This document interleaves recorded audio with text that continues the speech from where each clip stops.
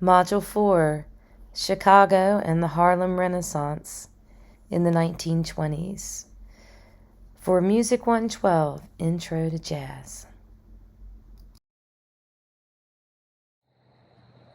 Hi everyone, it's Ms. Cary. And for this module, we'll be learning about Bix Beiderbecke and the Chicago sound in the 1920s. This is Module 4, Part 1.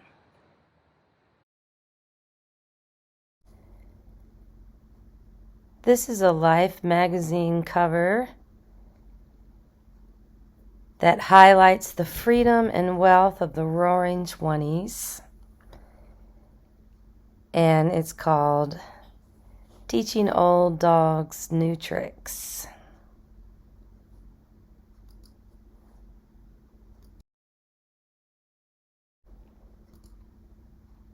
The United States experienced an era of unprecedented wealth and quality of standard of living in the 1920s. The increase of wages by 30% for the American workforce provided an enormous catalyst for the growth of the entertainment industry during this decade. The 1920s also saw a shift in cultural trends, with young Americans beginning to exercise their own views, often in contrast to the prevailing conservative beliefs of their Victorian-era parents only a few decades earlier. Young Americans began to forge a new and distinct identity through music, dance, fashion, and taste in movies, vaudeville, and theater. Existing in parallel to an expansion of wealth was the beginning of the Prohibition era.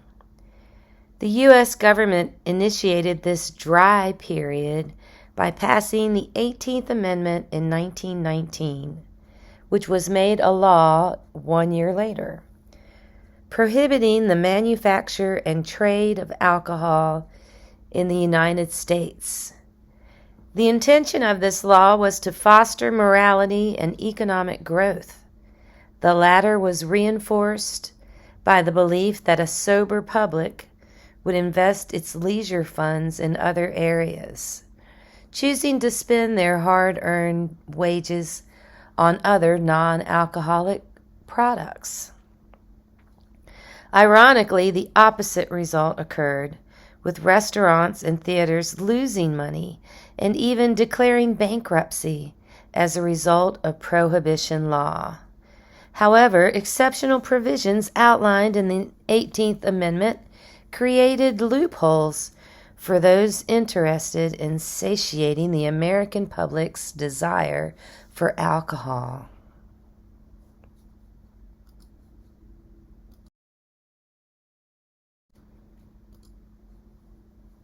Alcohol vendors fronted as pharmacies, which under the amendment were allowed to sell alcohol as a medical prescription. Other individuals opened underground speakeasies, where alcohol was sold and purchased illegally. Agents of the law, who were supposed to enforce the amendment, often abandoned their civil duty, seduced by the lucrative lure of the bootlegging industry and working alongside mob leaders. Many previously unemployed jazz musicians, vying for a handful of steady gigs, were now offered work in this new flourishing and underground economy. The jazz musician of the Roaring '20s was inseparably linked by the American public to the rebellious and taboo institution of the speakeasy. When the amendment was repealed in 1933, America was a different place, ushering not in a prosperous economic boom, but a Great Depression. The jovial times of the 1920s were remembered fondly by a nation now plunged into a state of survival.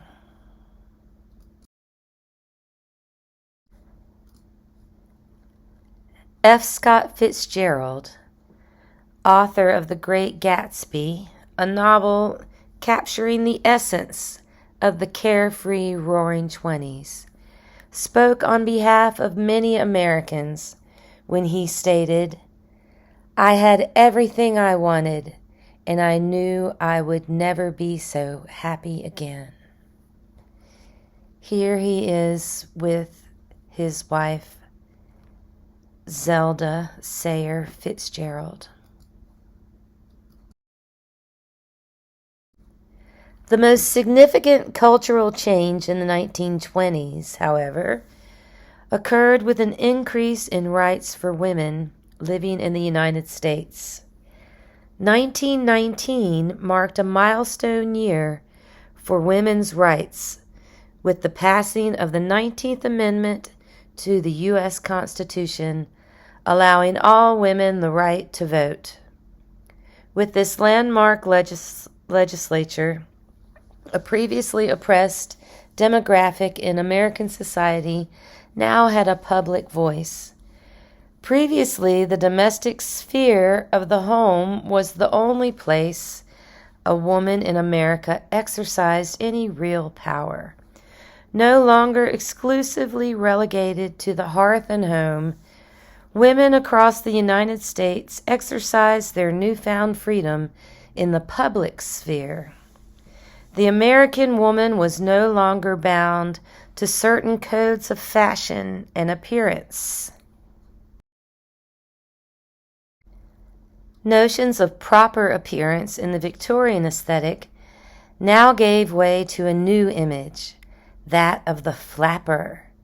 As women cut their hair shorter, emphasizing their equality to men, and raising their dresses up to the knee, a previously uncouth practice. This shift towards an increasingly androgynous image was coupled with women practicing activities in public spheres once exclusive to men. The image of the independent American woman as a flapper is viewed in the modern world as an inevitable part of an evolution for women's rights. In the 1920s, however, the flapper represented the generational and cultural conflict between the old order of the Victorian era and the liberated youth of a new era.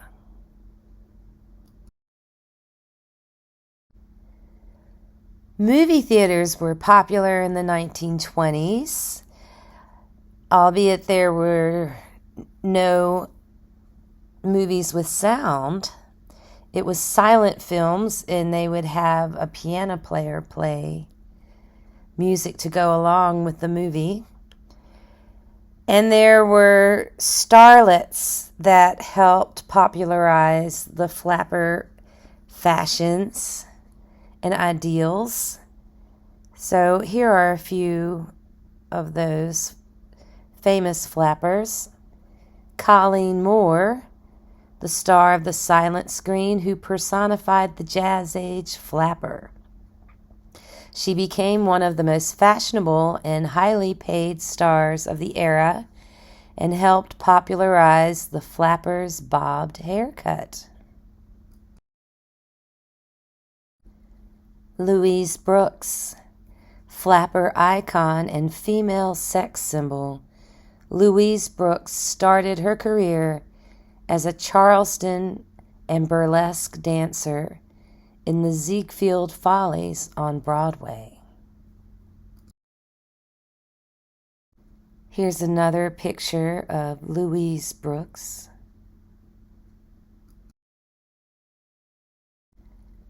Clara Bow, the it girl flapper Clara Bow, the 1920s actress, became a new kind of down-to-earth Hollywood idol. Her film It established a female archetype that's still with us. And here's another picture of Clara Bow. No musician embodied the rebellious culture of the 1920s better than Bix Beiderbecke. A talented trumpeter, cornetist, pianist, and composer, Beiderbecke contributed enormously to the development of jazz music during this decade. But Bix is also a seminal figure in jazz history for cultural reasons. Born in Davenport, Iowa in 1903, Beiderbecke seems the least likely candidate for a giant of jazz music. On the surface, the most obvious surprise for Beiderbecke becoming an influential jazz musician was the fact that he was a white musician at a time when the majority of influential and significant jazz musicians were black. But there are other factors worth noting as well. Far removed from the major urban centers of jazz, like New Orleans, Chicago, and New York, Davenport, Iowa, was representative of the conservative Midwest, with Lutheran hymnody and the folk music of German and Scandinavian immigrants, constituting the majority of the city and region's musical culture. In spite of these geographic and cultural barriers and his ethnicity, Beiderbecke discovered jazz, all thanks to the recording industry. Beiderbecke was one of the most influential jazz soloists of the 1920s. His solos on Singin' the Blues and I'm Coming, Virginia, both in 1927, demonstrate purity of tone and a gift for improvisation. With these two recordings, as well as others, he helped to define the jazz ballad and foresaw what would become cool jazz in the 1950s. In a Mist, also in 1927, was one of a handful of his piano compositions and the only one he recorded. He fused jazz with classical, mainly impressionist influences.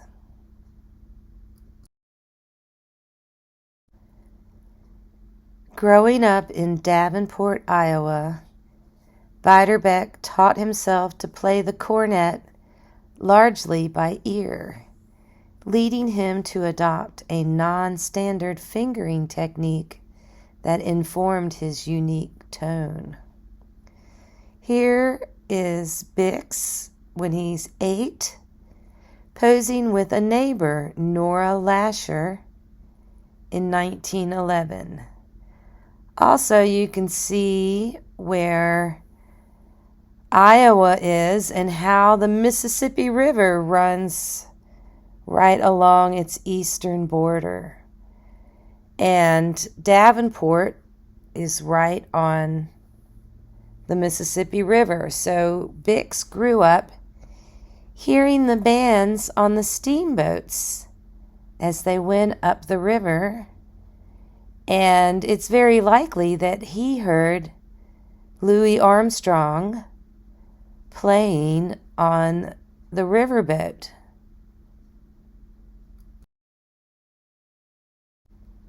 Here you can see some of the earliest record players, and you would wind them up a spring that you would tighten it by winding the crank, and then when the spring would need tightening again, you'd have to crank it back up again. But these machines needed no electricity, so you could take one on a picnic with you if you wanted to. And they were all the rage in the 1920s. If you had a little record player like this, you had a party in a box, and everybody wanted to come to your house to hear the latest new records. As we saw in the previous module, jazz music in the first 2 decades of the 20th century was largely a live music medium. The only way to actually hear and experience the music was by attending a live performance. But in 1917, the original Dixieland Jazz Band, or ODJB for short, made what is considered by most historians and musicologists to be the first commercial jazz recording. Ironically, the recording was made by white musicians, emulating African American musicians. To compound the issue, cornetist Nick LaRocha, the leader of the ensemble and a white musician from New Orleans, made the claim that ODJB were major contributors to the development of jazz.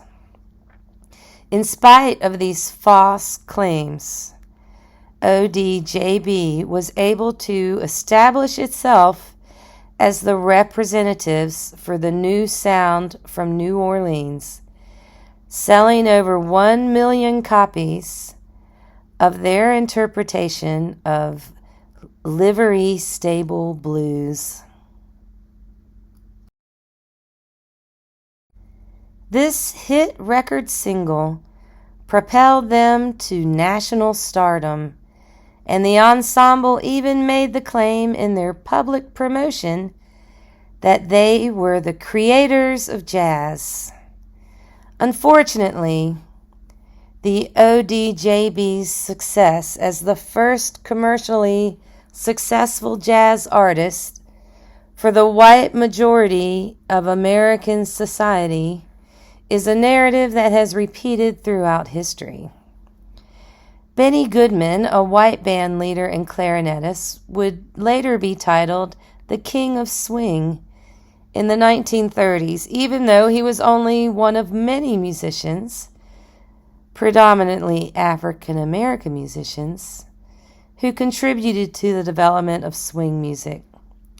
Similarly, most people consider Elvis Presley to be the king of rock and roll, when the genre of rock and roll was actually invented by Sister Rosetta Tharpe, a queer black woman who was there before Elvis. Little Richard and Johnny Cash swiveled their hips and strummed their guitars. Be sure to listen to the original Dixieland Jazz Band and their first record, Livery Stable Blues, that's listed in your textbook. In spite of all the controversy surrounding the ensemble, ODJB allowed for the sounds of New Orleans to enter the homes of hundreds and thousands of rural white Americans who had never heard jazz before. Beiderbecke was one such listener, hearing the famous 1917 recording when his older brother Charles returned from his service in the First World War. The young Beiderbecke was already an accomplished musician, having wowed the residents of Davenport with his ability to pick out songs instantly by ear and play them at the piano. Upon hearing the ODJB recordings, Beiderbecke fell in love with the sounds of this exciting new genre. His parents, always supportive of the young man's passion for music, did everything in their power to discourage their son from pursuing jazz music. Beiderbecke adamantly ignored their wishes, purchasing a cornet with his own money and diligently emulating the sounds of LaRocha's cornet. Increasingly concerned by their son's newfound obsession, the Beiderbecks sent the young Bix to boarding school at Lake Forest Academy. What his parents didn't consider was the institution's proximity to Chicago, which only fueled Bix's desire to play jazz. The young cornetist played in the nightclubs of Chicago with such frequency that he began to miss class and abandon his studies at Lake Forest, leading to his ultimate expulsion.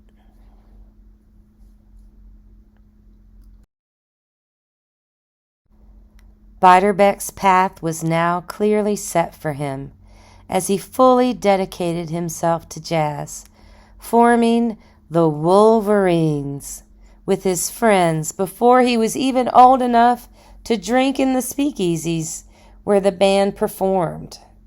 The young Beiderbecke and his equally fledgling musical colleagues were ecstatic to have regular employment at the Stockton Club just outside of Cincinnati. During their weekly performances, the Wolverines honed their sound before recording in Richmond, Indiana, at the Gennett Recording Studio. These recordings epitomize the carefree tendencies of the ensemble's music, reflective of the untroubled and happy-go-lucky nature of the Roaring Twenties. But these recordings also demonstrated Beiderbecke's unique approach to jazz, which was more relaxed sounding, or as many jazz musicians would describe it, cool. Hoagy Carmichael described the young cornetist's sound as licorice. Bix's breaks were not as wild as Armstrong's, but they were hot, and he selected each note with musical care. He showed me that jazz could be musical and beautiful, as well as hot. On these recordings, one can also hear Beiderbecke's ability to embrace dissonant, altered notes that did not fit the chord with a lyrical and almost nonchalant quality. In your textbook are the listening links for Jazz Me Blues from the 1924 Gennett recordings with Bix solo. Constantly searching for new sounds and melodic ideas, Bix paralleled Louis Armstrong in approaching his solos from a harmonic standpoint, basing his improvised melodies on the underlying structures of the individual chords. If we think about chords as building blocks, Bix continued to stack each one higher and higher, adding new notes to the basic 3 or 4 notes of the chord to create a thicker sound. To better appreciate this approach, you can see this diagram that shows at the top a chord which is 3 or more notes played simultaneously. Viewing the chord, you see a hierarchy where the lowest note is the foundation. The 2 upper notes are based on this lower note. I'm going to sing it for you. 1, 3, 5.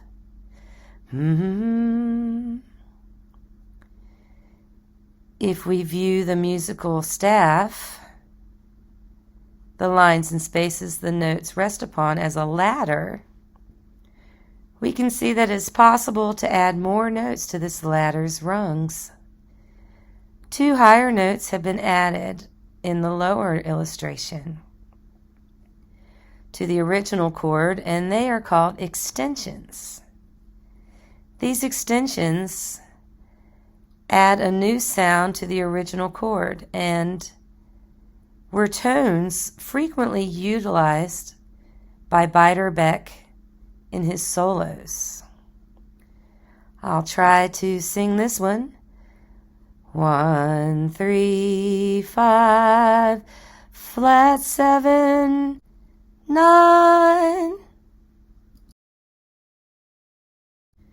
Returning to his musical roots as a student of the piano, Bix demonstrated his harmonic knowledge to the fullest extent.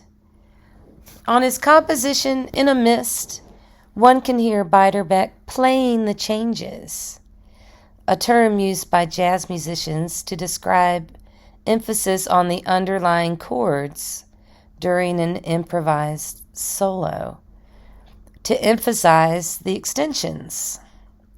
Note how, even on a different instrument, Bix maintains his trademark cool sound, his cascading piano chords evoking the title of the song.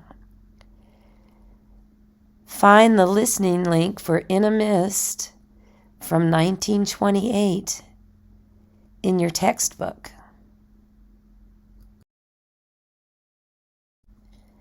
Frank Trumbauer was another innovative musician who frequently collaborated with Beiderbecke. Nicknamed Tram, the Cherokee multi-instrumentalist was so fondly admired by Bix that the two formed a close musical alliance.